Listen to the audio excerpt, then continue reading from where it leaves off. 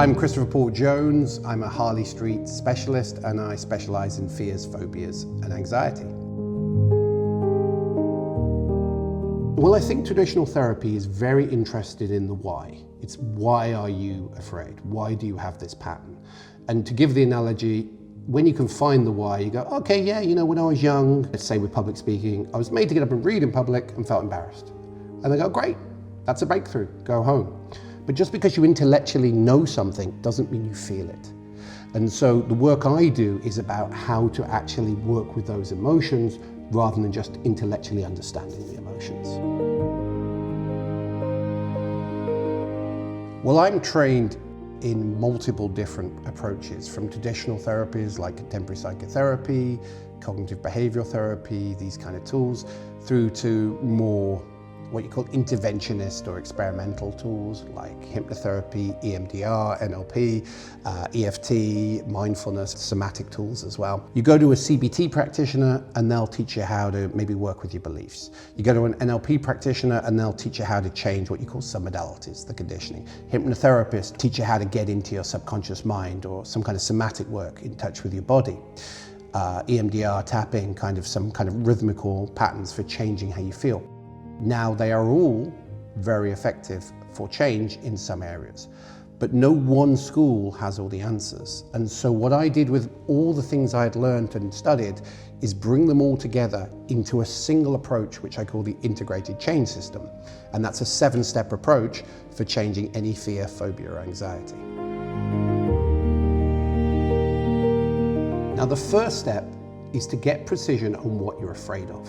Now that may seem strange because you're like, I know what I'm afraid of. I'm afraid of public speaking, I'm afraid of spiders, I'm afraid of heights, I'm afraid of flying. No two people necessarily do the same fear twice.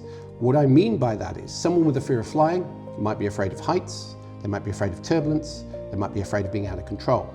Someone with a fear of public speaking might be afraid of being laughed at, being judged. They might be afraid, have imposter syndrome. They might have a fear of being looked at. All will have different root causes. And so before you start looking at changing that pattern, you need to know exactly how you're doing that pattern and where that comes from. Emotions aren't logical. You didn't create it logically, so trying to solve it logically often doesn't get you very far. So it's learning how to relax the analytical mind, and very often when you do that, the emotional mind can kick in. You can get to the root cause, because everything that has ever happened to you, every thought, every belief is in there subconsciously, both good and bad. So it's accessing that pattern. What's your reward for holding on to this? And logically, most people will go, nothing. But if it didn't serve you subconsciously, you wouldn't be doing it. And so most commonly with patterns of fear, phobia, anxiety, it's a way of trying to be protected, ready, or prepared. When you can isolate that need, however silly it seems, however illogical, however irrational, and find better ways to meet that need, that pattern can change.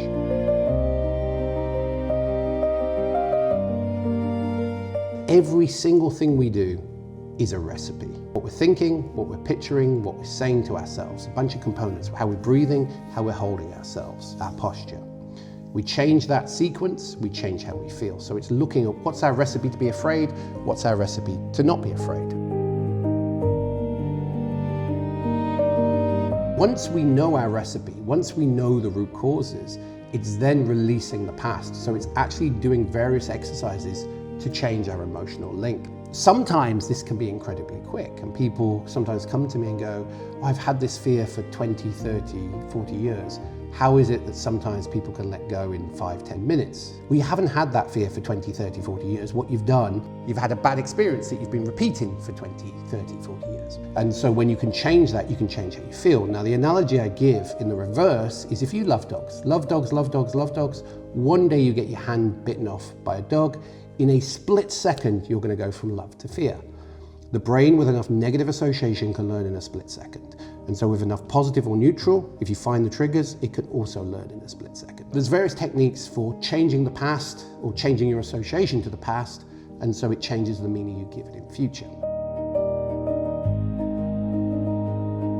Then it's reconditioning, and talk about Pavlovian responses. It's creating your own positive Pavlovian response. So you can start linking pleasure to things you once feared. When you live in anxiety, when you live in worry, you live in the what ifs and yeah buts. You're constantly trying to plan to be anxious, somehow thinking that if I can just think about all the worst things that could go wrong, I'll be ready, prepared or safe. And of course it doesn't work, just in the same way that the more you go to a gym and exercise a muscle, the stronger that muscle becomes. The more you find things to worry about, the more you find things to worry about. So it's taking out that emotional charge and not just positive thinking, but actually processes so you can think positively without it feeling like an effort. So you can let go of those negative patterns.